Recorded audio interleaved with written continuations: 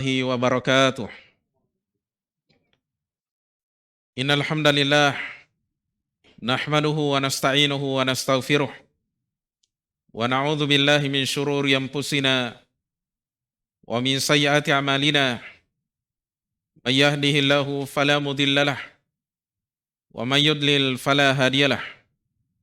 Wa asyhadu an la ilaha illallah wahdahu la syarikalah wa asyhadu anna Muhammadan 'abduhu wa rasuluh. Ya ayyuhalladzina amanu taqullaha haqqa tuqatih wa la tamutunna illa wa antum muslimun. Amma ba'd, fa inna asdaqal hadithi kitabullah wa khairal hadi hadi Muhammadin sallallahu alaihi wasallam wa syarrul umuri muhdatsatuha wa kullu muhdatsatin bid'ah wa kullu bid'atin dhalalah.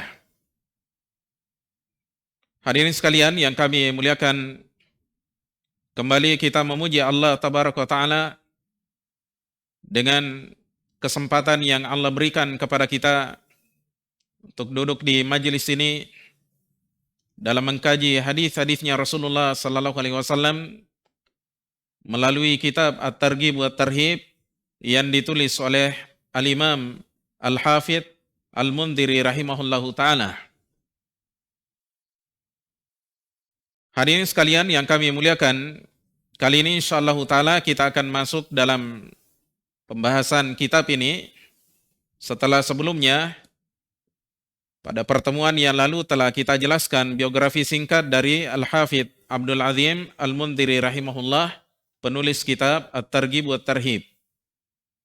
Kata beliau, Kitabul Ikhlasi, kitab tentang ikhlas. Ini merupakan kitab yang pertama beliau letakkan di awal kitab beliau untuk menunjukkan kepada kita begitu pentingnya keikhlasan. Ikhlasul amali fil ibadah, mengikhlaskan amalan-amalan dan ibadah-ibadah kita. Karena ikhlas ini merupakan motor penggerak bagi seorang hamba. Dan keikhlasan ini merupakan salah satu di antara dua syarat sahnya ibadah yang ditunaikan oleh seorang hamba. Oleh karena itu dijelaskan oleh Al-Hafidz Ibnu Katsir Ad-Dimashqi rahimahullahu taala di dalam tafsirnya, kata beliau bahwasanya amalan itu memiliki dua syarat. Amalan yang dikerjakan oleh seorang hamba itu memiliki dua syarat. Artinya syarat sahnya dan diterimanya amalan seorang hamba itu ada dua syaratnya. Yang pertama adalah al-ikhlas lillah, mengikhlaskan semua ibadah kita, ketaatan kita, amalan soleh yang kita kerjakan hanya untuk Allah Subhanahu wa taala. Dalam artian jamaah sekalian bahwa amalan-amalan dan ibadah tersebut kita kerjakan karena ingin mendapatkan ridho dan pahala serta keutamaan dari Allah Subhanahu wa taala. Tidak ada yang kita inginkan dari dunia. Tidak ada yang kita inginkan pujian dan perhatian manusia dalam menunaikan ibadah tersebut, amalan soleh tersebut. Ini yang namanya ikhlas. Ya. Kemudian syarat yang kedua adalah ittiba'us sunnah, muwafaqatus sunnah, mencocoki sunnahnya Rasulullah sallallahu alaihi wasallam. Sekalipun kita ikhlas mencari pahala dalam menunaikan suatu ibadah, amalan soleh, tapi kalau tidak sesuai dengan sunnahnya Rasulullah sallallahu alaihi wasallam, amalan itu juga tertolak. Inilah yang pernah dikatakan oleh Nabi sallallahu alaihi wasallam di dalam sebuah hadis yang diriwayatkan oleh Imam Muslim dalam sahihnya, "Man 'amila 'amalan laisa 'alaihi amruna fahuwa rad." Barang siapa yang melakukan suatu amalan yang tidak ada dasarnya, contohnya di dalam urusan agama kami, fahuwa raddun, maka amalan itu tertolak. Di sini tampak bagi kita jamaah sekalian bahwasanya ya dua syarat ini sangat penting kita perhatikan, terkhusus syarat yang pertama jamaah sekalian, syaratul ikhlas, syarat keikhlasan dalam menunaikan ibadah kepada Allah Subhanahu wa taala. Oleh karena itu Allah Subhanahu wa taala mengingatkan kita di dalam beberapa ayat di dalam Al-Qur'anul Karim. Kata Allah Subhanahu wa taala, "Wa ma umiru illa liya'budullah mukhlishina lahuddina." Tidaklah mereka manusia itu diperintah kecuali agar mereka beribadah kepada Allah Subhanahu wa taala mukhlishina lahuddina, dalam keadaan mengikhlaskan, memurnikan ad-din, yakni al-ibadah kepada Allah Subhanahu wa taala. Jadi tugas kita jamaah sekalian adalah ibadatullah, beribadah kepada Allah Subhanahu wa taala. Tapi ibadah yang kita kerjakan ini harus ada keikhlasan di dalamnya. Mukhlishina lahuddina, dalam keadaan mengikhlaskan ibadah tersebut hanya untuk Allah Subhanahu wa taala.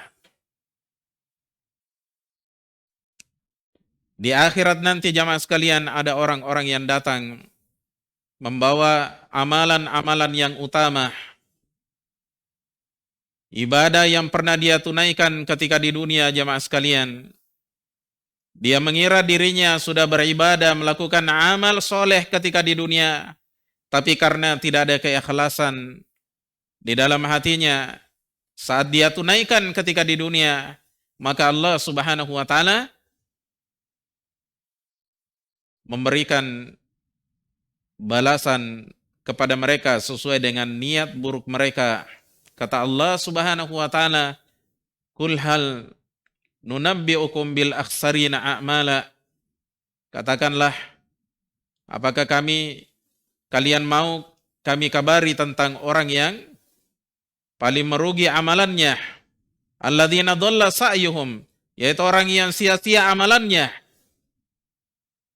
Wa hum yahsabuna annahum yuhsinuna sun'a, sedangkan mereka mengira dirinya telah melakukan amalan kebaikan, yakni ketika di dunia. Kenapa mereka bernasib seperti ini jamaah sekalian? Karena ketika di dunia dia melaksanakan ibadah, dia melakukan amalan-amalan soleh bukan karena mencari wajah Allah, bukan karena ingin mendapatkan keutamaan dan pahala dari Allah Subhanahu wa taala, tapi dia melakukannya karena ingin mendapatkan pujian dari manusia, ingin mendapatkan perhatian dan popularitas di tengah manusia, ingin tenar jamaah sekalian, ingin viral. Nah, ini penyakit yang tidak sedikit menjadi korban pada hari ini. Banyak di antara kita capek-capek beribadah ketika di dunia, ternyata di akhirat tidak ada yang dia dapatkan jamaah sekalian kecuali penyesalan. Inilah yang pernah dikatakan oleh Allah Subhanahu wa taala di dalam sebuah firman-Nya, wa qadimna ila ma 'amilu min 'amalin.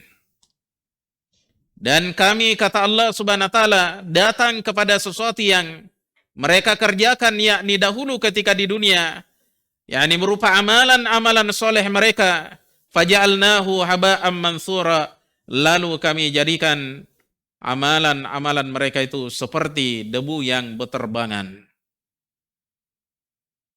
Pernah lihat rumah yang bocor sengnya? Ada cahaya matahari masuk lewat bocoran itu. Kalau kita pukul kasur atau bersihkan rumah, biasa ada debu yang beterbangan. Kelihatan ada debunya, tapi kalau kita tangkap debunya jamaah sekalian, tidak ada debu di tangan kita.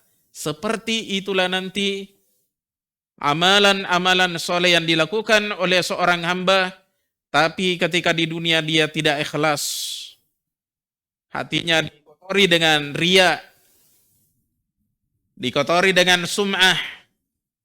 Dia beramal karena ingin dilihat orang, didengarkan orang, diperhatikan orang. Karena ingin mendapatkan dunia, popularitas. Tidak ada yang dia dapatkan jamaah sekalian. Amalan-amalannya dihancurkan oleh Allah Subhanahu wa taala seperti perumpamannya debu yang dilihat tapi tidak ada hakikatnya. Ya, seperti fata morgana yang kita lihat dari kejauhan jamaah sekalian. Kita lihat seperti air yang tergenang di jalanan atau di padang pasir misalnya. Kita datang mendekat, ternyata hanyalah bayangan-bayangan semu. Tidak ada hakikatnya jamaah sekalian. Seperti itulah nanti keadaan orang-orang yang tidak mengikhlaskan ibadahnya kepada Allah Subhanahu wa taala, tapi dia lakukan semua itu hanyalah karena ingin mendapatkan pujian dan perhatian dari manusia. Oleh karena itu jamaah sekalian,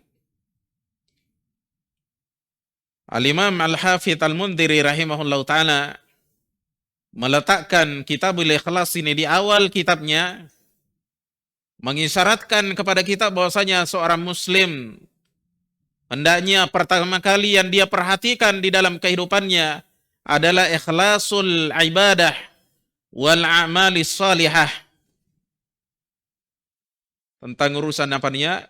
Mengikhlaskan ibadah dan amalan-amalan solehnya. Kalau tidak jamaah sekalian, maka kita nanti akan berpulang ke hadirat Allah Subhanahu wa taala. Kita akan menyesal dengan penyesalan yang besar. Di saat tidak lagi bermanfaat penyesalan itu. Ya. Yeah.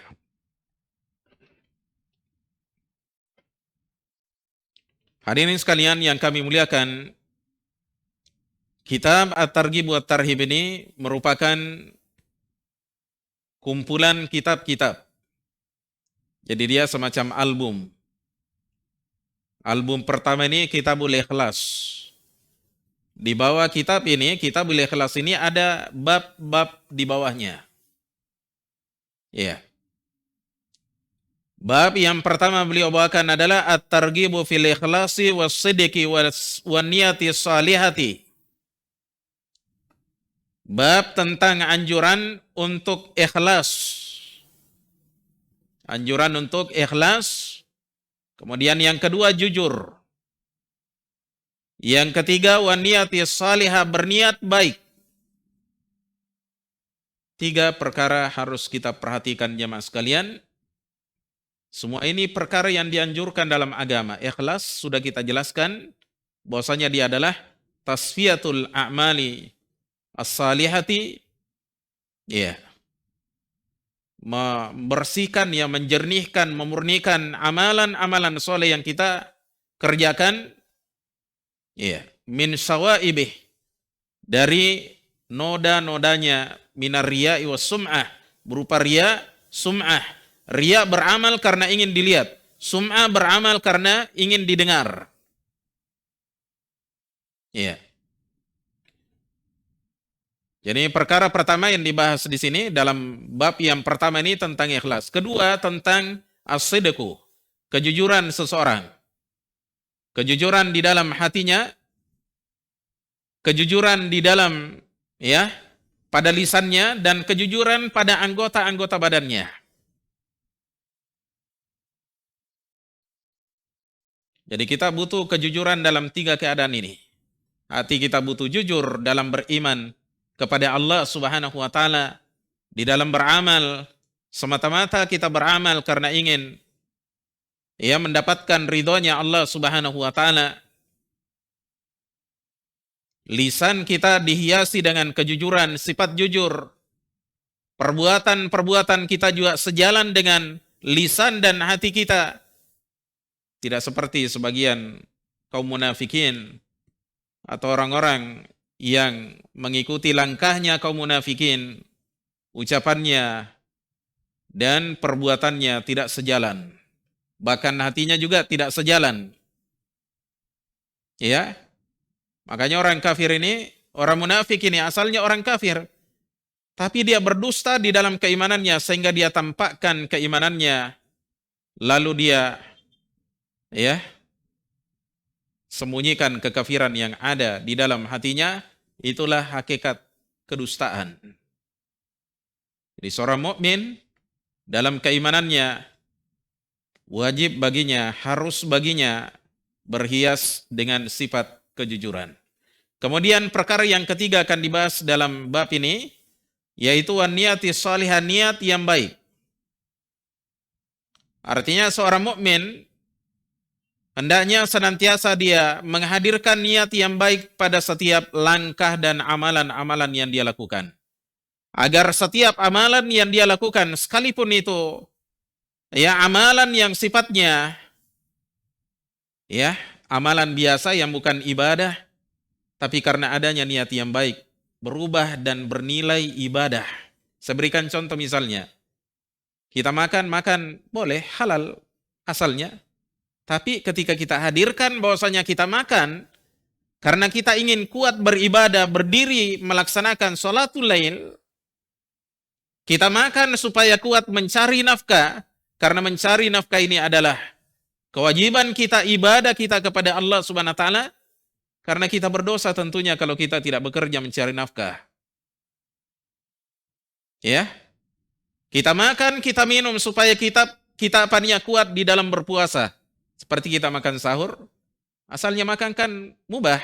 Tapi ketika kita niatkan bahwa kita ingin menguatkan ibadah kita dalam berpuasa, maka makannya kita, minumnya kita di subuh hari bernilai ibadah. Iya. Kita senyum. Senyum kan perbuatan biasa, tapi ketika ada niat yang saleh, yang baik mengiringinya, karena kita ingin menyenangkan hati saudara kita, karena kalau kita senangkan hati saudara kita, kita dapat pahala. Makanya Nabi bersabda apa? Ya, minal imani idkhalus sururi fi qalbi mu'minin.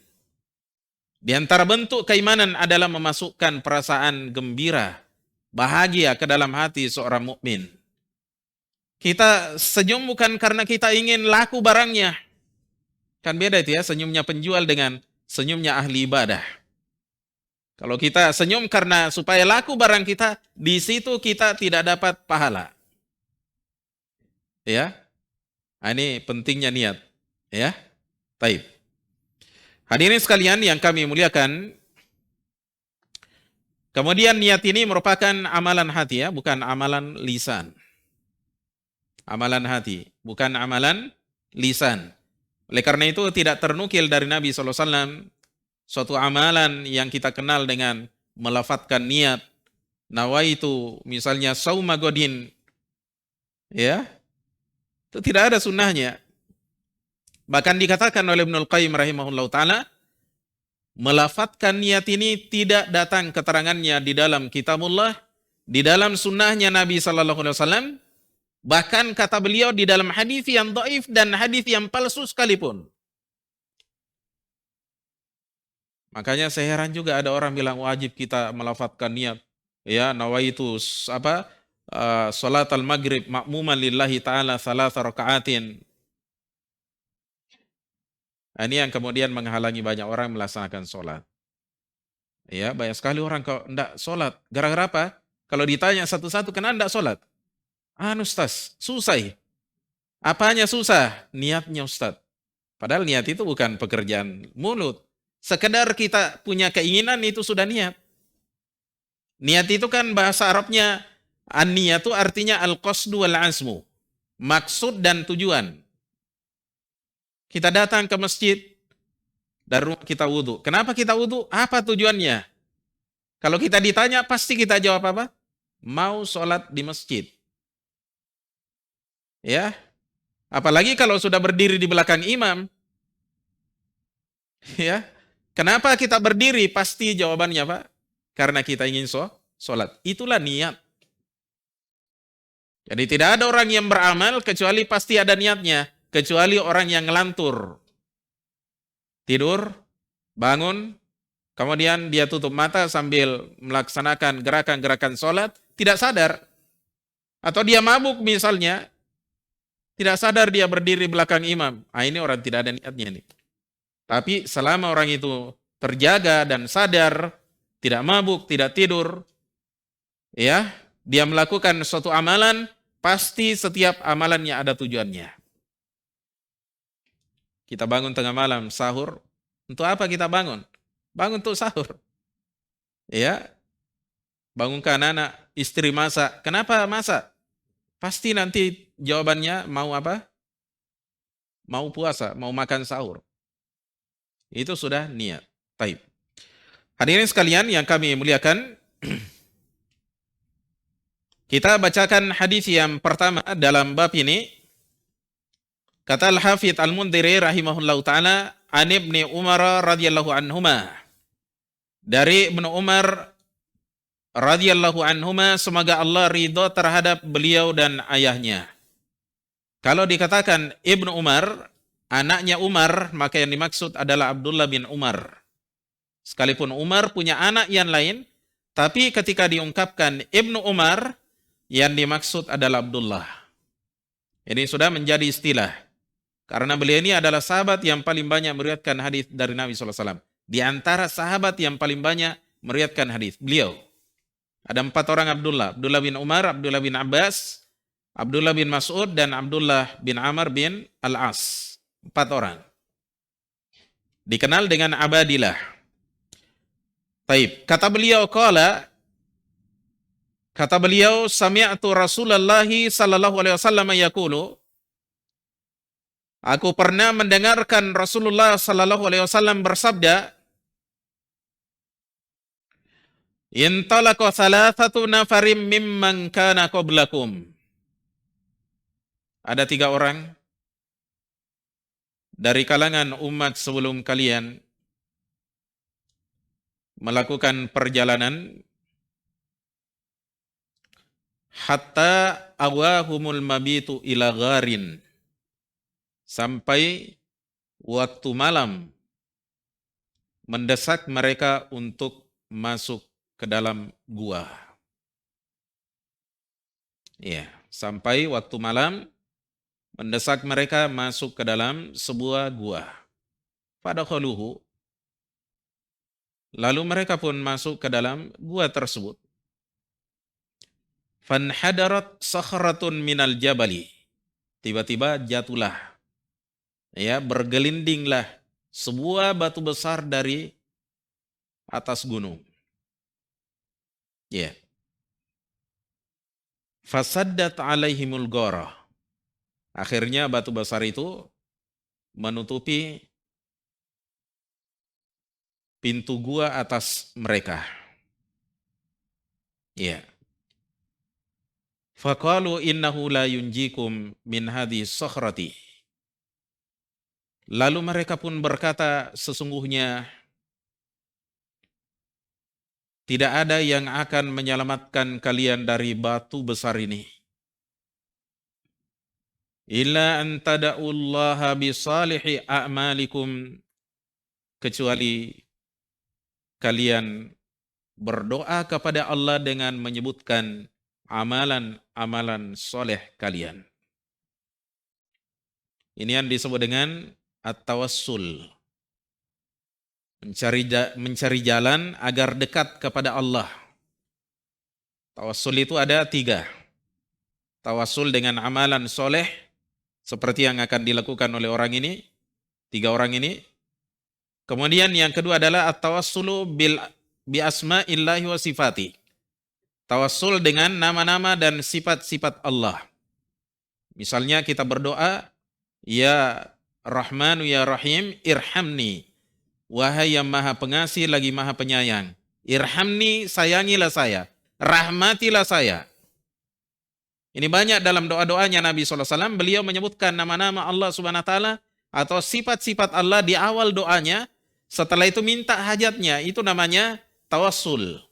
Mencari jalan bagaimana kita dekat, bisa dikabulkan doa kita. Itu namanya tawassul. Mencari wasilah. Tawassul, mencari wasilah, mencari jalan kedekatan. Jalan agar doa kita dikabulkan. Kemudian yang ketiga adalah at-tawassulu bidu'ai as-salihin. Berdoa dengan bertawassul dengan doanya orang-orang yang saleh. Seperti zamannya Umar radhiyallahu anhu, saat terjadinya pacaklik beliau mendatangi pamannya Rasulullah sallallahu alaihi wasallam yang bernama Al-Abbas bin Abdul Muttalib radhiyallahu anhu, minta kepadanya supaya beliau berdoa, mendoakan kaum muslimin agar diberikan hujan oleh Allah Subhanahu wa taala. Ini termasuk tawassul yang disyariatkan di dalam agama kita. 3 tawassul ini disyariatkan di dalam agama. Adapun bertawassul dengan kedudukannya Nabi sallallahu alaihi wasallam, kehormatannya Nabi sallallahu alaihi wasallam di sisi Allah, ini tidak ada ya keterangannya, dasarnya di dalam agama. Ini termasuk tawassul yang bid'ah. Taib. Perhatikan 3 orang ini, dia bertawassul dengan amalan-amalan solehnya, dengan menyebutkan amalan-amalan soleh tersebut. Kata mereka, orang yang pertama berdoa berkata, faqala rajulun minhum, berkatalah seorang laki-laki di antara mereka bertiga ya. Orang yang pertama berdoa. Ya, berkatalah seorang laki-laki di antara mereka, Allahumma kana li abawani syekhani kabirani. Ya Allah, dahulu saya punya 2 orang tua yang sudah tua renta. Artinya sudah mulai sakit-sakitan. Ya, lemah fisiknya. Wa kuntu la qablahuma ahlan wala malan. Dulu saya tidak memberikan minuman susu sebelum keduanya kepada keluarga dan hartaku. Harta di sini budak maksudnya. Iya. Artinya dia tidak kasih makan anak-anaknya, istrinya, budaknya sebelum kedua orang tuanya. Masya Allah ya. Hebat atau tidak ini? Hebat. Taib. Pana abi talabu sajarin yauman. Kemudian pada suatu hari, pekerjaan mencari kayu membuat aku jauh. Falam urih alaihima. Oleh karena itu saya pun tidak datang di waktu sore kepada keduanya, hatta nama, sampai keduanya tertidur. Ya. Jadi katanya sampai keduanya tertidur. Fahalabtu lahuma gobukohuma. Kemudian saya perahkan susu untuk keduanya. Fawajadtuhuma naimaini, akan tetapi aku dapati keduanya sudah tidur. Ya. Fakarihtu an agbuqa qablahuma ahlan wala malan. Saya tidak senang katanya memberikan air susu sebelum keduanya kepada keluarga dan budak-budakku. Iya. Jadi orang ini luar biasa bakti dan pemuliaannya kepada kedua orang tuanya. Dia selalu muliakan orang tuanya melebihi anak-anak dan istrinya. Ya. Dia tidak kasih makan anak istrinya sebelum kedua orang tuanya dia kasih makan. Ada yang seperti ini di antara kita? Tidak ada, saya yakin tidak ada. Yakin tidak ada. Ya, bahkan kita kadang menyuruh anak-anak kita makan, istri kita makan, orang tua kita di belakang nanti makan. Ya, mestinya kita jadikan kebiasaan, kita muliakan orang tua kita dengan semulia-mulianya, kita berikan jatah makannya mereka, ya, sebelum anak-anak dan istri kita. Ya. Ini yang harusnya kita perhatikan ya. Taib. Kemudian kata orang ini, falabistu wal qadahu ala yadi. Lalu saya pun tinggal, yakni dia berdiri, ya, wal qadahu ala yadi, sedangkan gelas yakni berisi susu tadi ala yadi pada tanganku. Jadi dia pegang terus. Saya tinggal sedangkan ya gelas itu berada pada tanganku. Antadhiru istiqadhahuma, saya menunggu bangunnya kedua orang tuaku. Luar biasa ya. Berapa jam dia berdiri? Kita lihat. Hatta barakal fajru, sampai muncul fajar. Fajar sodik. Masuk waktu subuh berdia, ya bangun kasihan ya. Zada ba'dur ruwati, kata Al-Mundhiri rahimahullah, sebagian rawi menambahkan, wasabiyatu yatadagawna inda qadami. Sedangkan anak-anak itu katanya pada menangis, ya, semuanya menangis, inda qadami, di sisi kakiku. Artinya dia pegang terus susu itu, anaknya sudah kelaparan. Ya, atau mungkin anaknya tidak kelaparan tapi namanya anak-anak kecil ya. Dia suka kalau minum susu, ya. Sampai anaknya nangis-nangis dia tidak kasih. Ya. Orang tuanya lebih berharga bagi dia daripada anak dan istrinya. Ya. Fastaiqadha, akhirnya kedua orang tuaku katanya terbangun. Fasyariba gobukohuma, lalu keduanya meminum air susunya. Masya Allah ya. Kita dengarkan permohonannya orang ini setelah dia menyebutkan amalan solehnya. Allahumma in kuntu fa'altu dzalika batigha'a wajhika. Ya Allah, jika sekiranya saya melakukan semua itu karena mencari wajahmu, yakni mencari pahalamu ya Allah, supaya saya bisa berjumpa nanti dalam surga, berjumpa dengan Allah ya.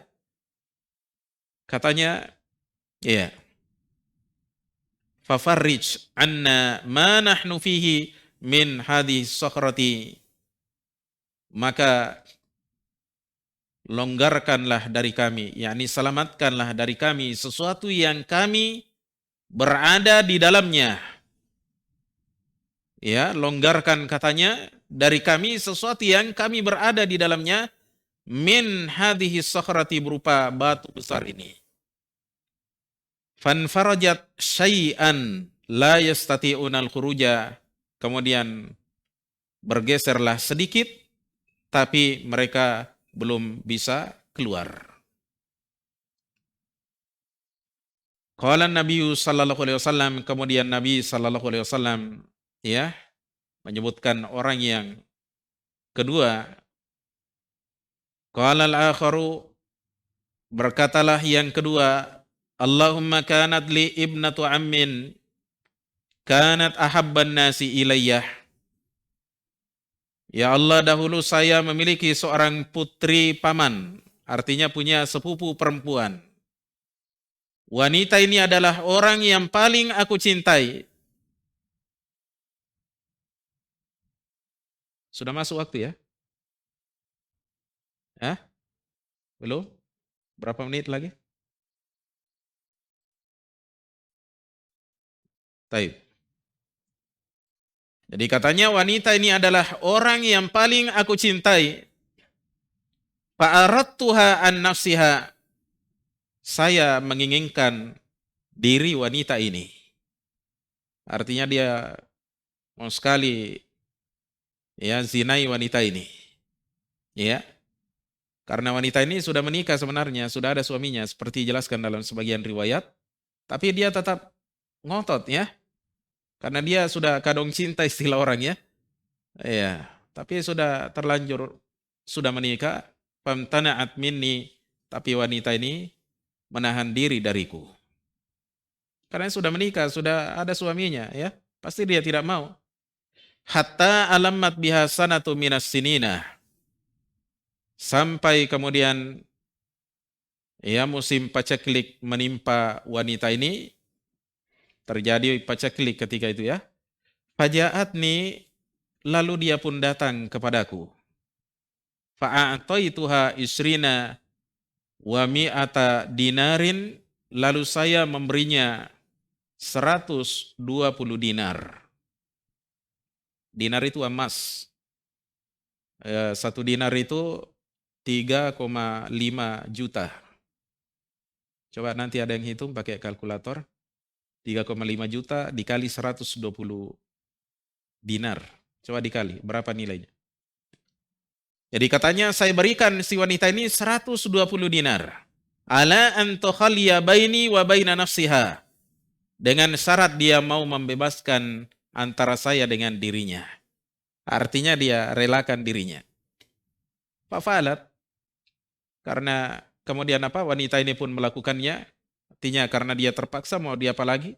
Daripada kita mati kelaparan, anak suami saya mati semua, terpaksa. Hatta idza qadartu 'alaiha, kata laki-laki ini, sampai ketika aku sudah menguasai wanita ini, qalat, tiba-tiba wanita ini berkata, la uhillu laka an tafuddal khatama illa bihaqqih. Saya katanya tidak akan menghalalkan bagimu untuk memecahkan cincin kecuali dengan haknya. Artinya saya tidak halalkan kamu masukkan kemaluanmu pada sesuatu yang bukan tempatnya. Saya ini melakukannya karena saya terpaksa. Iya.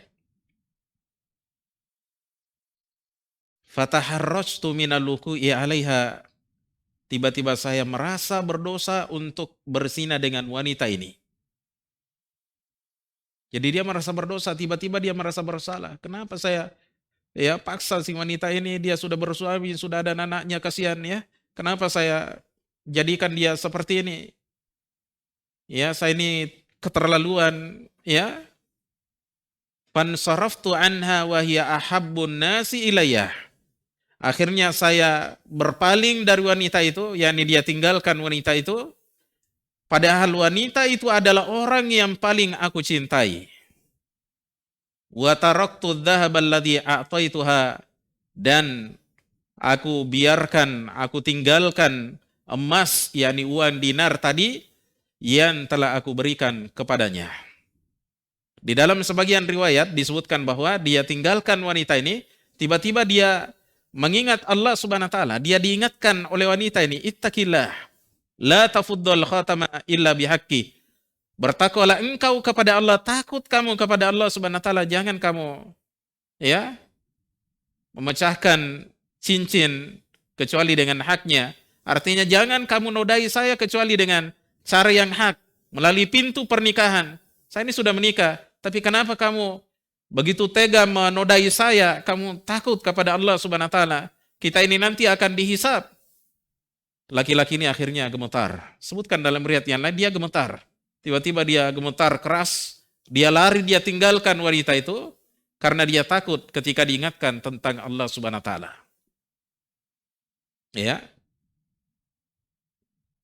Di sini kita lihat begitu kuatnya pendorong dan peluang untuk berzina sudah ada di depan matanya, bahkan disebutkan di dalam sebagian riwayat mereka semuanya sudah telanjang berdua. Ya.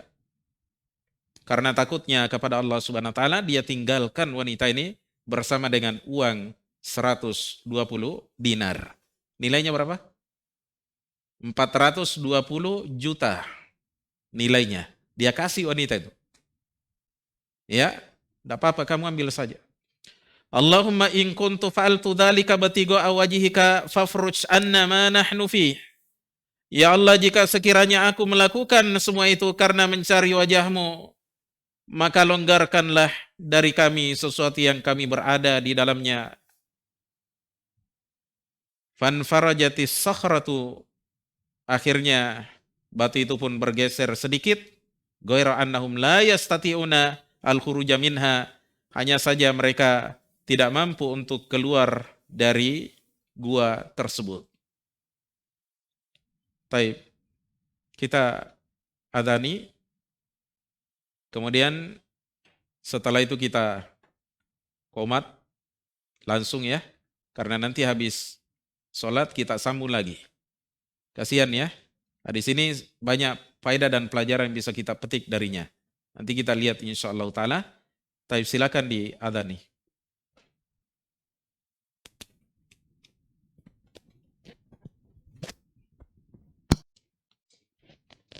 Assalamualaikum warahmatullahi wabarakatuh. Innal hamdalillah nahmaduhu wa nasta'inuhu wa nastaghfiruh wa na'udzu billahi min syururi anfusina wa min sayyiati a'malina may yahdihillahu fala mudhillalah wa may yudlil fala hadiyalah wa asyhadu an la ilaha illallah wahdahu la syarikalah wa asyhadu anna Muhammadan abduhu wa rasuluh. Ya ayyuhalladzina amanu taqullaha haqqa tuqatih wa la tamutunna illa wa antum muslimun. Ini adalah sesi yang kedua dari ta'lim atau kajian kitab Targhib wa Tarhib karya Al-Hafidz Al-Mundhiri rahimahullahu taala. Telah kita bacakan separuh dari hadis tentang kisah 3 orang yang terperangkap dalam sebuah gua dari kalangan umat yang terdahulu. Telah kita sebutkan 2 orang, kisahnya 2 orang ini. Kemudian sisa yang ketiga, kata Al-Hafidz Al-Mundhiri rahimahullahu taala, atau sahabat yang meriwayatkan hadis ini, qala Nabi sallallahu alaihi wasallam, katanya Nabi sallallahu alaihi wasallam bersabda, yakni menyebutkan orang yang ketiga, laki-laki yang ketiga dari yang terperangkap dalam gua tadi.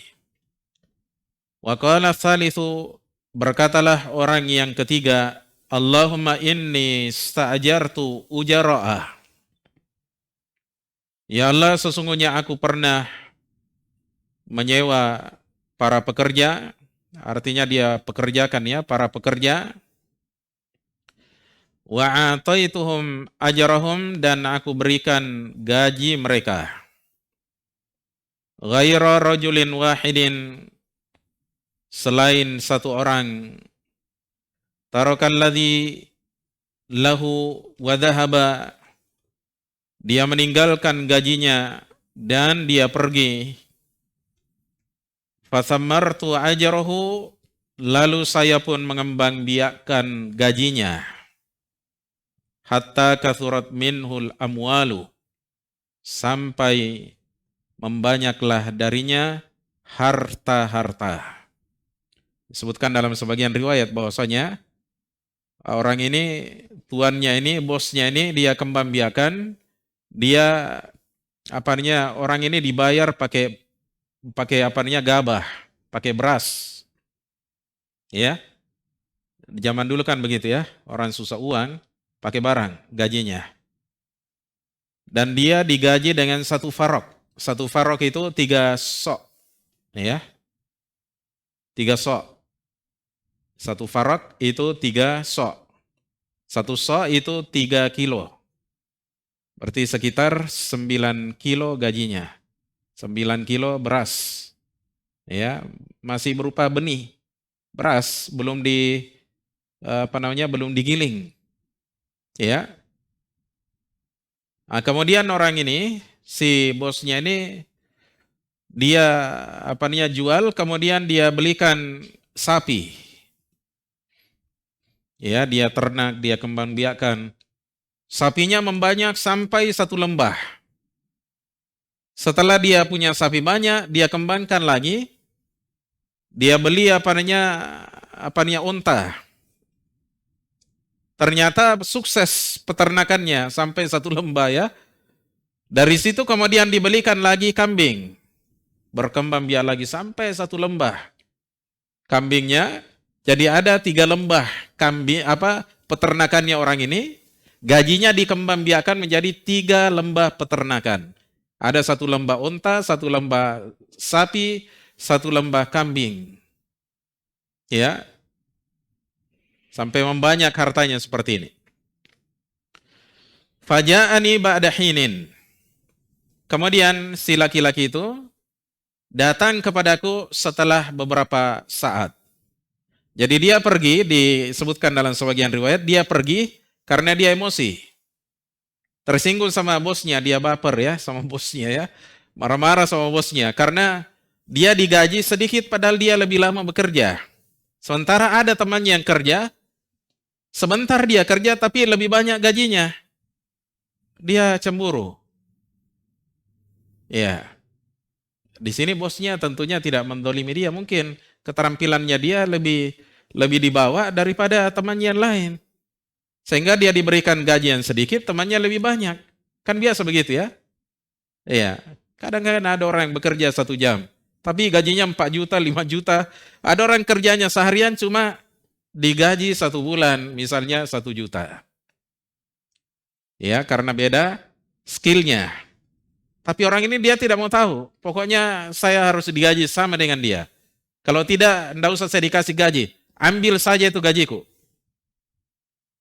Ah, suatu hari dia datang, minta gajinya mungkin ya butuh sekali dia terhadap gajinya. Waktu itu dia emosi, dia marah-marah, dia pergi, ya, dia datang setelah itu. Iya.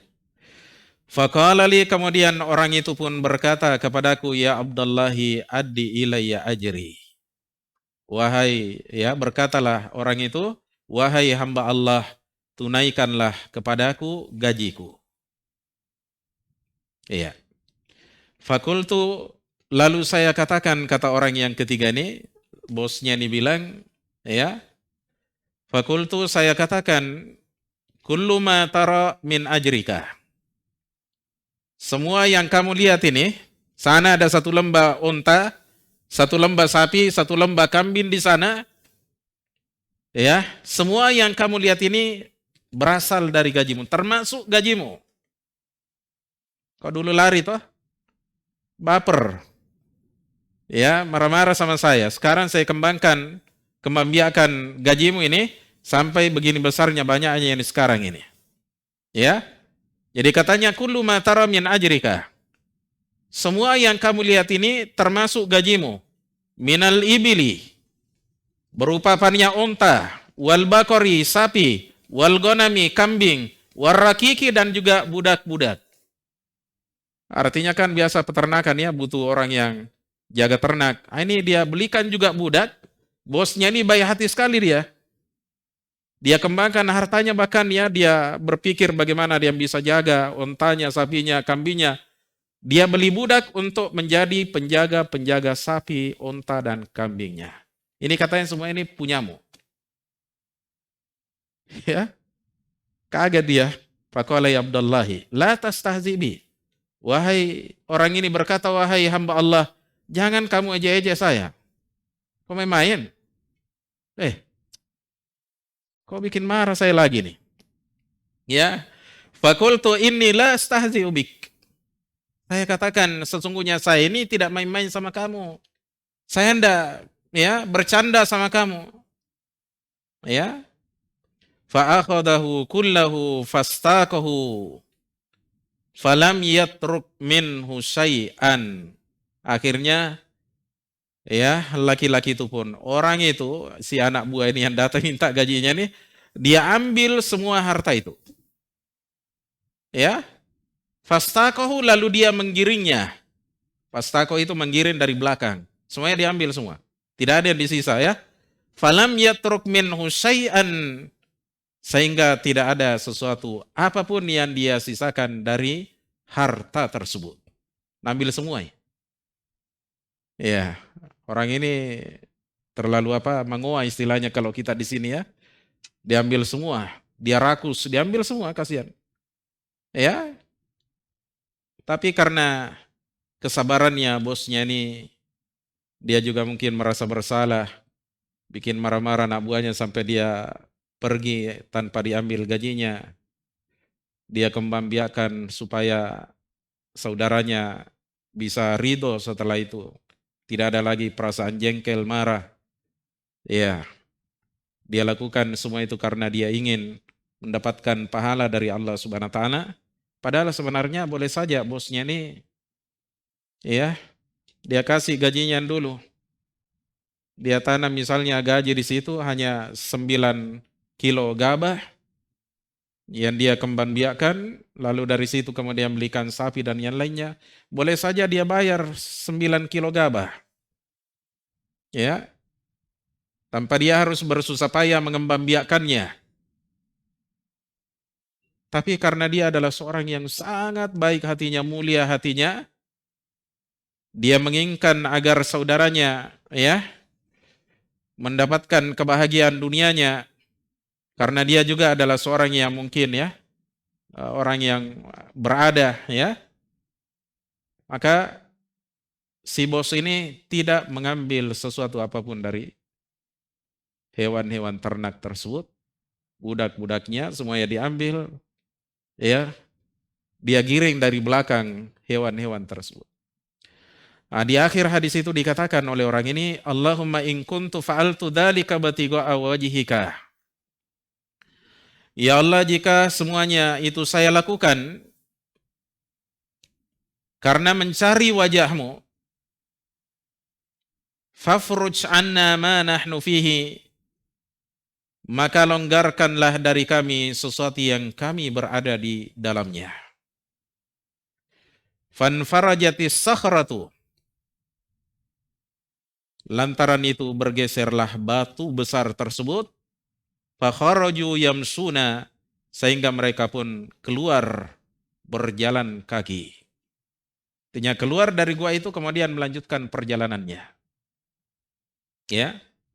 Hadis ini jamaah sekalian adalah hadis yang agung. Di dalamnya banyak sekali pelajaran dan faedah yang bisa kita petik darinya. Nanti kita akan petikkan insyaallah setelah ini. Dan hadis ini jamaah sekalian diriwayatkan oleh Al-Bukhari dan Muslim. Al-Bukhari dalam sahihnya bisa dilihat pada nomor hadis yang ke-2215. Muslim dalam sahihnya pada nomor hadis yang ke-2743. An-Nasa'i dalam kitabnya As-Sunanul Kubra pada nomor hadis yang ke-11.826. Dan masih ada lagi para ulama yang ikut meriwayatkan hadis ini namun tidak sempat kita sebutkan satu persatu. Taib. Kemudian hadis ini juga datang dari sahabat Abu Hurairah. Seperti yang dijelaskan oleh penulis di sini, pada hadis yang kedua, cuma beliau tidak sebutkan lafadznya, karena kurang lebih sama lafadznya dengan hadis yang sebelumnya tadi. Kata Al-Mundhiri, wa rawahu Ibnu Hibban fi sahihi. Hadis ini juga katanya diriwayatkan oleh Ibnu Hibban dalam sahihnya. Min hadis Abi Hurairah biikhtisarin. Dari hadisnya Abu Hurairah secara ringkas. Kalau tadi kan riwayatnya siapa? Sahabat Ibnu Umar. Abdullah bin Umar. Kalau ini riwayatnya Abu Hurairah. Cuma dia lebih ringkas daripada hadisnya Ibnu Umar. Wa ya'ti lafdhuhu fi birril walidaini insyaallah taala, dan akan datang lafadznya dalam ya kitab Birrul Walidain insyaallah taala. Dan hadisnya Abu Hurairah ini diriwayatkan oleh Ibnu Hibban dalam sahihnya, bisa dilihat pada nomor hadis yang ke-971. At-Tabarani dalam kitabnya Al-Mu'jamul Awsat pada nomor hadis yang ke-2454, dan juga dalam Kitabud Du'a karyanya beliau pada nomor hadis yang ke-193, dan Syekh Al-Albani rahimahullah taala menyatakan bahwa riwayat Ibnu Hibban ini adalah hadis yang sahih. Iya. Hadirin sekalian yang kami muliakan, selanjutnya di sini terakhir kita akan nukilkan beberapa buah faedah dari hadis ini. Yang pertama kita nukilkan dari Al-Hafidz Ibnu Hajar Al-Asqalani rahimahullah ta'ala. Kata beliau di dalam kitabnya Fathul Bari pada jilid 6 halaman 509, wa fi hadzal hadithi istihbabud du'ai fil karbi. Di dalam hadis ini terdapat anjuran untuk berdoa fil karbi, dalam kesusahan. Jadi kalau kita susah, jangan stres, jangan berpikiran macam-macam, jangan buruk sangka, jangan ya berputus asa, apalagi sampai minum racun. Ya. Seperti sebagian orang kan kadang kalau ada masalahnya langsung dia ya cari tali, cari baygon, cari sungai, cari laut. Ya. Kalau kita orang Islam tidak. Bagaimanapun susahnya kita, bagaimanapun besarnya masalah yang kita hadapi, ada Allah yang selalu kita ingat. Ya, jangan kita seperti orang Jepang. Harakiri dan apa itu gantung diri di pohon di gunung ya. Iya. Ini saya dikabari oleh teman-teman yang kerja di Jepang, katanya orang Jepang itu lemah sekali, apanya psikisnya mereka itu sangat mudah terguncang. Sedikit ada masalah gantung diri di gunung. Ada yang katanya tempat khusus. Ya. Nah, kita orang Islam dianjurkan untuk berdoa di kala susah. Orang ini lihat ya, umatnya apanya entah Nabi Musa atau Nabi Isa ini, mereka juga muslim, mukmin ya. Ketika dia terperangkap dalam gua, tidak kemudian dia menangis, ya, putus asa, tidak. Langsung dia mengingat Allah Subhanahu wa taala yang menggerakkan segala sesuatu di alam semesta ini. Dia katakan sesungguhnya tidak ada yang menyelamatkan kalian dari kesusahan ini kecuali Allah Subhanahu wa taala. Masing-masing di antara kalian keluarkan amalan pamungkasnya. Pasti kalian punya amalan-amalan andalan. Kalian gunakan untuk bertawassul kepada Allah. Berdoa, sebutkan amalan kalian. Barangkali saja Allah akan menggerakkan batu ini dari mulut gua ini. Jadi luar biasa ya, keimanan mereka ini luar biasa, Masya Allah ya. Ada masalah mereka langsung mengingat Allah Subhanahu wa taala. Berdoa kepada Allah Subhanahu wa taala. Baik. Kemudian kata Al-Hafidz Muhajar, wa taqarrubu ilallahi ta'ala bidzikri salihil amali wastinjasu wa'dihi bisu'ali. Di dalam hadis ini juga ada anjuran untuk mendekatkan diri kepada Allah dengan menyebut amal soleh kita dan meminta perealisasian janji Allah bisu'alihi dengan meminta kepadanya. Iya.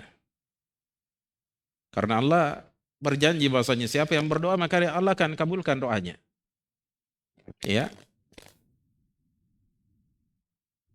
Jadi kita dianjurkan untuk mendekatkan diri kepada Allah Ta'ala dengan menyebut amalan-amalan soleh kita. Ada masalah ya yang sulit untuk dipecahkan, tidak ada lagi jalan keluarnya kecuali dengan jalan seperti ini, ya, angkat tangan berdoa kepada Allah, ya Allah, saya ini ada kesusahan seperti ini, kayaknya tidak ada lagi jalan keluarnya. Ya Allah, anak saya nakal, jadi preman, jadi bajingan, jadi ini, tidak, semua jalan saya sudah tempuh ya Allah, tapi tidak ada lagi yang bisa saya ini. Ya Allah, dahulu saya pernah begini, menyumbang di masjid ini, kalau memang itu adalah sumbangan yang ikhlas saya lakukan semata-mata karena Engkau ya Allah, tolong perbaiki anak saya, tolong perbaiki suami saya, tolong perbaiki istri saya. Begitu. Jadi kalau kita ada masalah buntu, sudah buntu, tidak ada lagi jalan keluar, keluarkan senjata pamungkas. Senjata terakhir kita berdoa dengan melakukan tawassul kepada Allah Subhanahu wa taala, menyebutkan amal soleh kita. Makanya setiap orang di antara kita itu harus ada amalan-amalan pamungkasnya. Amalan yang ikhlas. Tidak ada yang mengetahui kecuali dia dengan Allah Subhanahu wa taala. Seperti ini orang ini ya, bakti kepada orang tuanya. Cuma dia yang tahu. Kenapa dia lakukan seperti itu? Dia tidak kasih makan anak istrinya kecuali setelah orang tuanya dia kasih makan. Karena dia ingin memuliakan orang tuanya. Dia tahu bahwasanya bakti kepada orang tua dan pemuliaan terhadap mereka, ini amalan yang sangat besar setelah haknya Allah kita penuhi. Ya. Faidah yang kedua, masih kita nukilkan di sini dari Al-Hafidz Ibnu Hajar Al-Asqalani rahimahullah, dalam kitabnya Fathul Bari pada jilid 6 halaman 510 kata beliau, wa fihi fadlul ikhlasi fil amali. Di dalam hadis ini terdapat keutamaan ikhlas dalam beramal. Ya. Keutamaan apa? Ikhlas dalam beramal. Dia lakukan semua itu jamaah sekalian karena ingin mendapatkan pahala dan keutamaan di sisi Allah Subhanahu wa taala. Ya. Jadi keikhlasan ini jamaah sekalian merupakan penggerak sesuatu yang tidak bisa bergerak. Ya. Jadi kalau ada batu tidak bisa bergerak seperti ini, itu digerakkan dengan apa namanya, ikhlas. Ya, keikhlasan kita dalam beribadah, beramal soleh. Iya. Baik. Wa fadlu birril walidaini. Yang kedua, keutamaan bakti kepada kedua orang tua. Karena tidak ada orang yang bisa melakukan bakti dan pemulihan seperti ini kecuali orang-orang yang memiliki kualitas iman yang luar biasa tingginya. Dia perhatikan betul makanannya orang tuanya. Ya. Sebelum dia pergi dia kasih makan orang tuanya. Ya. Ada waktu-waktu dia perhatikan makanannya. Siang hari dia kasih makan orang tuanya. Di malam hari dia siapkan susunya, makanannya, dia pokoknya dia ya layani betul-betul orang tuanya dengan baik. Sampai kadang anaknya menangis, ya dia tidak peduli. Tapi dia lebih memperhatikan kedua orang tuanya, ya. Ya, wa fadlu birril walidaini wa khidmatihima, ya. Dan keutamaan bakti kepada kedua orang tua, melayani mereka, wa itharihima alal waladi wal ahli, serta mengutamakan keduanya atas anak dan keluarga, wa tahammulil masyakki li ajlihima, dan juga tabah menghadapi kesusahan karena keduanya. Jadi orang-orang yang sabar ini, sabar ikhlas, yang bisa mengerjakan tugas begini. Iya, karena dia ingin balas kebaikan orang tuanya. Ya, dia ingat kebaikan orang tuanya. Dia kandung saya, dia lahirkan saya antara hidup dan mati. Setelah itu dia susui saya. Ya, setelah itu dia didik saya, dia biayai saya, dia nafkahi saya. Ya, ini kebaikan yang luar biasa, tidak bisa dibayar oleh seorang anak. Ya, kecuali kalau dia temui orang tuanya dalam keadaan diperbudak. Dia jadi budak, hamba sahaya. Lalu dia merdekakan, baru bisa dia bayar kebaikan orang tuanya. Tapi selama dia tidak lakukan seperti itu, tidak bisa dia bayar jasa-jasa baiknya orang tuanya. Ya, bahkan datang dari sahabat Abdullah bin Abbas atau Abdullah bin Umar, beliau katakan bahwasanya, ya, andaikan kamu gendong orang tuamu pergi haji ke Mekah, itu belum bisa membayar kebaikannya orang tuamu. Ya. Ada tabi'in yang bernama Uwais Al-Qarani, bukan Al-Qarni tapi Al-Qarani. Perbaiki cara ucapnya. Dia gendong orang tuanya pergi haji ke Baitullah. Dari Yaman dia gendong orang tuanya. Karena semangatnya dia mau bayar kebaikan orang tuanya, dia mau bakti sama orang tuanya. Itu kata Abdullah bin Umar apa? Ya, kamu gendong orang tuamu pergi haji ke Mekah, tidak bisa membayar kebaikan orang tuamu. Ya, kebaikan apa yang bisa kita bayarkan orang tua antara hidup dan mati? Mama, ya, terkhusus mama, ibu, masuk rumah sakit antara hidup dan mati. Banyak ibu-ibu yang meninggal dunia karena melahirkan anaknya. Anaknya selamat, ibunya yang korban. Banyak. Iya. Makanya sekarang ini banyak juga ibu-ibu takut melahirkan. Iya. Banyak takut melahirkan, sampai ada yang KB, ya. Iya. Baru satu anaknya langsung KB. Karena dia takut. Padahal ada keutamaan menunggu dirinya andaikan dia sabar. Orang melahirkan juga belum tentu mati. Ya, baik. Hadirin sekalian yang kami muliakan, kemudian faedah yang selanjutnya dinukilkan di sini oleh Al-Hafidz Muhajir, masih dari beliau dalam kitabnya Fathul Bari, jilid 6 halaman 510. Kata beliau rahimahullahu taala, wa fihi fadlul iffati wal inkifafi anil harami ma'al qudrati. Di dalam hadis ini terdapat keutamaan menjaga kesucian diri dan ya menyingkir dari sesuatu yang haram, menjauh dari sesuatu yang haram ma'al qudrati, padahal dia mampu melakukannya. Pemuda ini dia terpesona dan tergoda dengan sepupunya. Dia katanya adalah wanita yang paling dia cintai. Saking cintanya dia belum bisa melupakan wanita ini, padahal wanita ini sudah menikah, sudah punya anak. Ada kesempatan dia desak wanita ini untuk menyerahkan dirinya, untuk berzina bersama dengan dirinya. Ketika mereka sudah berdua-duaan di kamar, sudah telanjang semua, bahkan disebutkan katanya, kedua kaki saya katanya sudah berada di antara keempat anggota badannya, artinya di antara kedua kakinya dan tangannya, artinya sudah siap dia berzina. Tiba-tiba perempuan itu menyatakan, ittaqillah, bertakwalah engkau kepada Allah Subhanahu wa taala. La tafuddal khatama illa bihaqqi. Jangan kamu pecahkan cincin itu kecuali dengan haknya, yakni melalui pintu pernikahan. Saya ini layani kamu karena saya terpaksa. Saya ini tahu bahwasanya ini adalah perbuatan yang haram, tapi kamu paksa saya, kamu tidak mau bantu saya, kau tidak mau kasih saya bantuan beras, makanan, dan yang lainnya.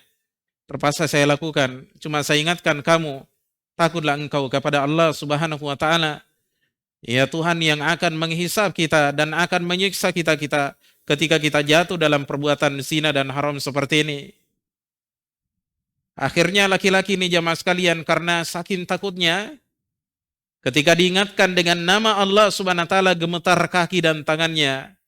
Akhirnya dia melarikan diri, meninggalkan wanita ini bersama dengan uang yang dia berikan kepada wanita tersebut sebanyak 120 dinar yang seharga pada hari ini 420 juta rupiah. Saya katanya tinggalkan biar tidak apa-apa. Saya juga untuk menebus dosa saya ini. Terlalu besar dosa saya ini, terlalu lancang saya di hadapan Allah Subhanahu wa taala. Ini keutamaan orang yang menjaga kesucian dirinya dan menjauhi maksiat padahal dia mampu untuk melakukannya. Ya. Ibaratnya kata orang tinggal 99,9% ya. Sudah hampir sekali dia jatuh dalam zina, tapi karena takutnya kepada Allah Subhanahu wa taala, dia tinggalkan karena Allah Subhanahu wa taala. Ya. Kemudian faidah yang berikutnya masih dari Al-Hafidz Ibnu Hajar, tarkul ma'siyati yamhu muqaddimati talabiha. Meninggalkan maksiat akan menghapuskan pendahuluan-pendahuluan dalam melakukannya. Ya. Kalau orang sebelum berzina kan ada pendahuluannya toh? Ya, dia rayu-rayu dulu. Ya. Dia goda-goda dulu, dia pegang-pegang dulu ya. Nah, ini juga kalau seseorang meninggalkannya seperti ini dalam keadaan dia takut, dia menyesali, dia bertobat kepada Allah Subhanahu wa taala, akan menghapuskan pendahuluan dosa ini. Ya. Kemudian faedah yang berikutnya dari hadis ini, at-taubatu tajubu ma qablaha. Kata Al-Hafidz, taubat itu akan menutupi sesuatu yang terjadi sebelumnya. Ya. Andaikan pun dia jatuh dalam zina, tiba-tiba dia sadar, anggaplah misalnya sudah berzina. Tiba-tiba dia sadar, dia takut, dia gemetar, dia lari. Karena Allah Subhanahu wa taala itu akan menutupi dan menghapus dosa yang telah dia lakukan sebelumnya. Apalagi belum dilakukan seperti ini. Ya. Kemudian faedah berikutnya kata Al-Hafidz, wa fihi jawasul ijarati bit-ta'ami al-ma'lumi bainal mutajiraini. Di dalam hadis ini terdapat keterangan bolehnya melakukan transaksi ya, ijarah, gaji menggaji dengan menggunakan makanan yang sudah dimaklumi, sudah diketahui di antara dua orang yang saling bertransaksi. Bosnya nih butuh pekerja. Kau mau kerja tidak? Cuma saya ini tidak punya uang, yang ada gabah. Kau mau gabah atau tidak? Boleh. Ya. Jadi boleh kita menggaji orang dengan barang sesuai dengan akad. Iya. Sesuai dengan akad. Faedah berikutnya dari hadis ini masih dari Al-Hafidz Ibnu Hajar dalam kitabnya Fathul Bari dengan jilid dan halaman yang sama. Wa fadlu ada'il amanati, dan keutamaan menunaikan amanah. Jadi di dalam hadis ini ada tentang keutamaan apa? Menunaikan amanah. Gaji orang ini dia tinggalkan, dia lari, dia pergi. Karena dia marah. Ya. Karena dia kira dia diperlakukan secara tidak adil. Memang begitu gajinya. Karena skillnya juga begitu. Ya, dia tinggalkan, tapi bosnya orang yang amanah. Dia pegang baik-baik, dia simpan baik-baik gajinya. Anak buahnya ini, bahkan dia kembangkan gajinya. Ya, itu kan amanah. Dan amanah inilah yang hilang di tengah kita, di masyarakat kaum muslimin pada hari ini. Amanah, ada sesuatu yang dipercayakan kepada kita, kita lalaikan. Hartanya saudara kita ditelantarkan, tidak dipelihara, dia titip sama kita, atau dia utangi kita, tapi kita selalu tunda-tunda pembayaran utang. Iya. Kita diberikan amanah berupa pekerjaan, tidak kita tunaikan dengan baik. Ya, kita masuk kantor jam 9, jam 10, padahal mestinya kita masuk jam 8. Ya, pulangnya jam 3, padahal keluarnya selesainya pekerjaan jam 5 misalnya, sesuai dengan akad sebelumnya. Ini yang harusnya dipegangi oleh setiap muslim, amanah yang Allah berikan kepadanya. Ya, jangan disia-siakan ya. Tapi kita pegangi amanah itu. Kalau kita tidak mampu, ya jangan diterima amanah itu. Ya. Taib. Kemudian faedah berikutnya, wa isbatul karamati lis-salihina. Penetapan adanya karomah. Ya, pemuliaan bagi orang-orang yang saleh. Ini merupakan akidah Ahlus Sunnah wal Jamaah. Salah satu dalilnya adalah hadis ini, menetapkan adanya karomah bagi orang-orang yang saleh, yaitu orang-orang yang beriman dan bertakwa kepada Allah Subhanahu wa taala. Karomah ini merupakan pemuliaan anugerah yang Allah berikan kepada setiap orang yang saleh karena keimanan dan ketakwaannya kepada Allah Subhanahu wa taala. Karomah ini beda dengan sihir. Kalau karomah tidak bisa dipelajari. Kalau sihir bisa dipelajari. Karomah hampir sama dengan mukjizat. Cuma mukjizat itu lebih tinggi daripada karomah. Karena mukjizat diberikan kepada Nabi dan Rasul. Ya, Nabi dan Rasul. Dan mukjizat yang diberikan kepada seorang Nabi dan Rasul tidak akan bisa didapatkan oleh orang-orang yang ada di bawahnya. Iya. Dan sama-sama kesamaannya tidak bisa dipelajari. Datang dengan sendirinya karena ketentuan dan keputusan dari Allah Subhanahu wa taala. Takdir Allah seperti itu. Ya, Allah yang putuskan begitu. Allah yang perintahkan seperti itu. Terjadi seperti itu. Seperti ada seorang nabi yang pernah menahan matahari. Sebutkan ya dalam hadis yang sahih riwayat Ahmad, bahkan saya ingat saya juga dalam Sahih Al-Bukhari, kata Nabi SAW, Ya ma hubisatis samsu li ahadin illa liyusha bin Nun. Tidak pernah matahari ini ditahan oleh Allah Subhanahu wa taala kecuali bagi seorang nabi yang bernama Yusha bin Nun. Layaliya saro ila Baitul Maqdis, ketika di hari-hari dia melakukan perjalanan ke Baitul Maqdis. Karena waktu itu berperang, beliau perang bersama dengan pasukannya. Ya. Sudah hampir matahari tenggelam dan sudah menjadi ketentuan internasional ketika itu bahwasanya perang tidak boleh dilakukan di malam hari. Maka dia berdoa kepada Allah Subhanahu wa taala supaya matahari ditahan oleh Allah Subhanahu wa taala. Akhirnya matahari betul berhenti ketika itu. Ini sejarah yang tidak dicatat oleh para sejarawan dunia ya.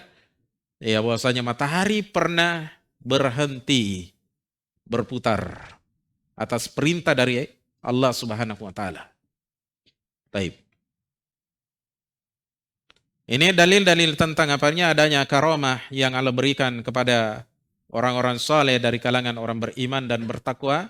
Ini banyak sekali dalilnya dari Al-Qur'an, dari sunnah, ya. Para sahabat misalnya seperti sahabat Umar, pernah beliau mengirim pasukan, kemudian pasukannya ini terdesak.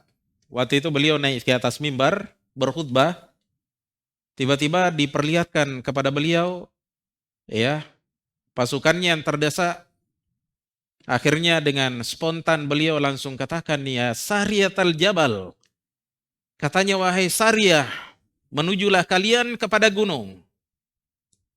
Sepulangnya pasukan ini, ya Sariyah itu pasukan. Sepulangnya pasukan ini jamaah sekalian, mereka semua bertanya kepada Umar, wahai Umar, kami dengar suara Anda ketika kami terdesak. Anda katakan kepada kami, ya Sariyatal Jabal, wahai pasukan, menujulah kalian ke gunung. Akhirnya Umar juga kaget. Oh, kalian dengar? Ini disebutkan dalam riwayat Muslim ya, hadisnya sahih, menunjukkan kepada kita bahwasanya karamah itu ada. Ada seorang sahabat yang bernama Usaid bin Khudair, belajar ke rumahnya Nabi SAW, belajar Al-Quran. Sepulang dari rumahnya Nabi SAW, beliau dengan kawannya ini, saya lupa nama kawannya, Zuroroh atau siapa, dia pulang, tiba-tiba di tongkat temannya ada muncul cahaya. Muncul cahaya supaya mereka berjalan, ada pelita ya, ada cahaya menemani mereka. Karena gelap, tidak ada listrik waktu itu. Allah sayangi mereka, muliakan mereka ini. Ya. Ketika mereka berpisah jamaah sekalian, berpisah jalan, cahaya ini ternyata terbagi dua lagi. Satunya ke Usaid bin Khudair, satunya ke temannya. Ya. Ini bukti-bukti adanya karamah. Ya. Cuma di sini perlu kita ingatkan bahwasanya di zaman kita ini ada orang yang bermudah-mudahan menetapkan adanya karamah, biar orang gila dia bilangin karamah. Ya. Biar makan batu, ya. Pecahan botol, tidak. Tukang sihir dia bilang karamah. Ya, kelakuannya tukang sihir makan pecahan botol, makan paku tidak mati, berjalan di atas air, terbang seperti burung di udara misalnya. Ya. Makanya Imam Syafi'i berkata, apabila engkau melihat seorang berjalan di atas air atau dia terbang di atas udara, maka cocokkan perbuatannya dengan sunnah. Artinya kalau dia adalah ahlus sunnah, maka itu adalah karamah. Tapi kalau dia adalah orang yang tidak dikenal mengamalkan sunnahnya Nabi SAW, bahkan dia adalah ahli bid'ah, ahli maksiat, itu bukan karamah tapi adalah istidraj. Ya bahkan itu mungkin sihir, supaya dia tertipu dengan dirinya. Ya. Baik. Faedah berikutnya, wastudilla bihi ala jawasi bai'il fuduli. Hadis ini dijadikan dalil tentang bolehnya jual beli yang dilakukan oleh seorang yang fuduli, orang yang bukan punya hak di situ, tapi dia gunakan harta saudaranya yang dititipkan padanya. Iya. Jadi ada temannya pergi merantau. Ya, akhi, ini ada harta saya 100 juta, saya titipkan sama kita. Nanti saya pulang baru saya ambil. Atau misalnya mungkin emas batangan ya, dia tidak mau jual juga, dia titipkan sama saudaranya. Ya, tiba-tiba saudaranya nih punya, lama dia pergi temannya nih, dia berpikir, wah bagus kayaknya saya investasi nih. Saya ada usaha, ya, dan usahanya ini saya yakin tidak akan rugi. Kalaupun rugi nanti saya ganti. Ya, supaya saudara saya juga nanti pulang ada tambahan harta dan pasti dia butuh harta. Ya, ini kata Al-Hafidh boleh seperti ini. Tapi ya, jangan diperluas. Menjual barangnya orang di tokonya orang, tidak boleh seperti itu karena tidak ada amanah dari orang itu. Kalau ini kan ada amanah untuk dia simpan gajinya, simpan misalnya di situ deh. Berapa aja itu? 9 kilo gabah. Simpan ya, jamin saya ambil deh. Ya, sedikit sekali. Itu si Fulan ambil gaji lebih banyak daripada saya. Masa saya dikasih 9 kilo gabah? Mau dia apa itu gabah? Simpan saja. Kalau saya butuh nanti saya ambil. Nah, berarti dia amanahkan ke saudaranya. Tapi orang yang tidak diberi amanah, ada orang jual beli online misalnya, dia jual barang orang lain di toko ini ya.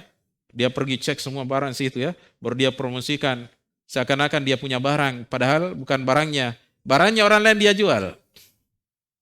Itu tidak boleh. Harus ada akad sebelumnya, izin sebelumnya dari orang yang punya toko itu, punya usaha itu. Ini perlu dibedakannya supaya kita jangan salah paham dalam perkara ini. Baik.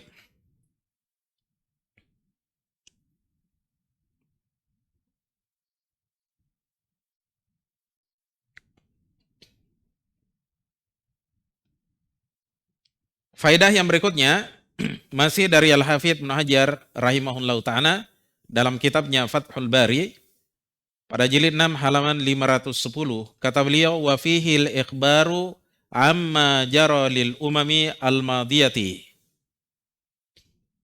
Di dalam hadis ini terdapat pengabaran tentang sesuatu yang terjadi pada umat-umat yang terdahulu.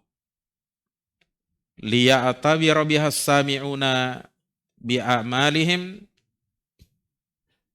agar orang-orang yang mendengarkan bisa mengambil pelajaran pada amal-amal perbuatan mereka. Iya. Faya'malu bihusniha, sehingga dia pun mengamalkan yang baiknya, wa yatruku qabihaha, dan meninggalkan yang buruknya. Jadi Nabi SAW menceritakan kepada kita, ya, kisah umat-umat yang terdahulu melalui wahyu tentunya dari Allah, supaya kita mengambil pelajaran dari situ. Ambil ibrah. Ya. Sehingga kita bisa seperti mereka ini. Orang kita yang masih punya orang tua, masih ada kesempatan bagi kita berbakti sama mereka. Lakukan seperti yang dilakukan orang ini. Supaya suatu saat nanti kalian butuh pertolongan, Allah juga akan tolong kalian. Karena kalian sudah menolong orang tua kalian, maka Allah juga tolong kalian. Ya. Orang kedua, begitu juga dia tolong sepupunya ini, dia kasih uang 120 dinar, dia lari meninggalkan ya perbuatan maksiatnya, tidak jadi dia berzina, ya. Kemudian orang ketiga juga dia tolong saudaranya yang bekerja ini, yang lari karena emosi, tinggalkan gajinya begitu saja, dia tolong saudaranya, dia kembangbiakkan, maka suatu hari di saat dia butuh pertolongan dari Allah, Allah juga berikan pertolongan kepadanya. Inilah yang dikatakan oleh Nabi SAW, Allahu fi aunil abdi makanal abdu fi auni akhi. Hadis riwayat Muslim. Allah senantiasa menolong seorang hamba selama dia menolong saudaranya. Makanya kita menikah, bakti sama orang tua, hadirkan seperti ini. Saya menikahi istri saya karena saya mau bantu dia di atas ketaatan, di atas kebaikan. Kasihan kalau dia tidak menikah. Istri juga begitu sebaliknya. Saya menikahi suami saya ini supaya semua urusannya di rumah beres, mudah. Supaya dia fokus cari nafkah, tahun di atas kebaikan. Ya, harus seperti itu. Ini seringkali ada pemuda datang ke saya minta nasihat. Ustadz, berikan saya nasihat, Ustadz, saya mau menikah. Cuma satu pesan saya, ingat, antum menikah karena Allah. Ya, kamu menikah karena kamu ingin bantu saudaramu tahun di atas kebajikan dan ketakwaan. Ya, jangan menikah karena terpaksa. Kali ini kita hadirkan jamaah sekalian, kita akan semangat ya bahu membahu dalam rumah tangga. Ya, baik. Kemudian faedah yang berikutnya masih bertahan ini. Baik.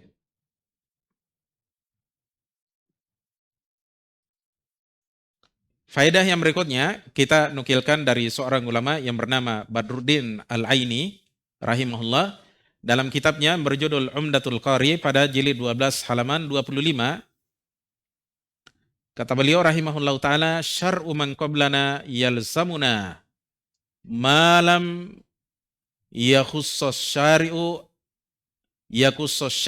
al-inkar alaih. Syariat umat sebelum kita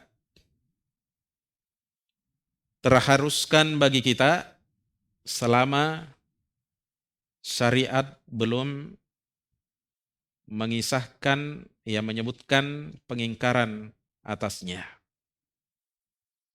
Jadi kalau Nabi atau Allah menceritakan suatu kaum, ya, dan di situ ada penetapan syariat bagi kita umat Islam, dan tidak ada pengingkaran dari Allah dan Rasulnya, berarti itu juga adalah syariat kita. Iya, itu juga adalah syariat kita. Seperti orang ini pekerja, bosnya dia kembangbiakkan harta anak buahnya. Karena harta itu ada di tangannya dia, di dalam amanahnya dia. Maka boleh bagi dia untuk mengembangbiakkan harta itu. Ini hukum syariat.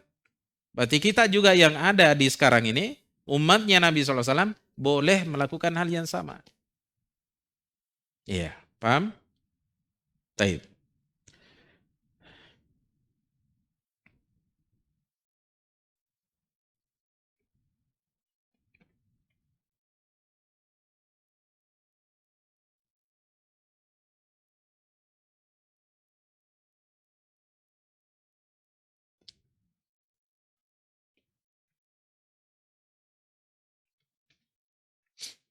Faedah yang berikutnya masih dari Badruddin Al-Aini dalam kitabnya Umdatul Qari. Wa fihi qabulut taubati, di dalam hadis ini terdapat keterangan tentang diterimanya taubat. Bagaimanapun besarnya. Sepanjang kita masih hidup, belum mati, ajal belum tiba, diterima oleh Allah Subhanahu wa taala. Ya. Wa anna man salaha fima baqiya ghufiralah. Dan bahwa orang yang baik pada sisa umurnya ghufiralah, maka diampuni dosa-dosanya. Iya. Orang ini kan lari setelah itu ya. Dia sudah melakukan maksiat. Walaupun baru berzina itu kan sudah maksiat, berdua-duaan, lihat auratnya orang kan dosa ya. Dia lari, dia tinggalkan, dia takut, dia bertobat kepada Allah Subhanahu wa taala. Diterima taubatnya oleh Allah Subhanahu wa taala, dosa-dosanya tersebut diampuni oleh Allah Subhanahu wa taala. Ya. Taib. Saya carikan dulu yang ya. Banyak sekali faedahnya di sini, cuma saya pilihkan dulu yang ringkas-ringkas. Ya.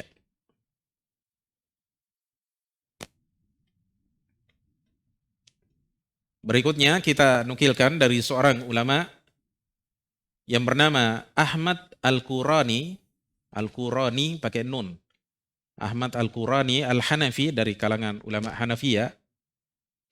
Beliau berkata dalam kitabnya Al-Kautsarul Jari, Al-Kautsar Al-Jari.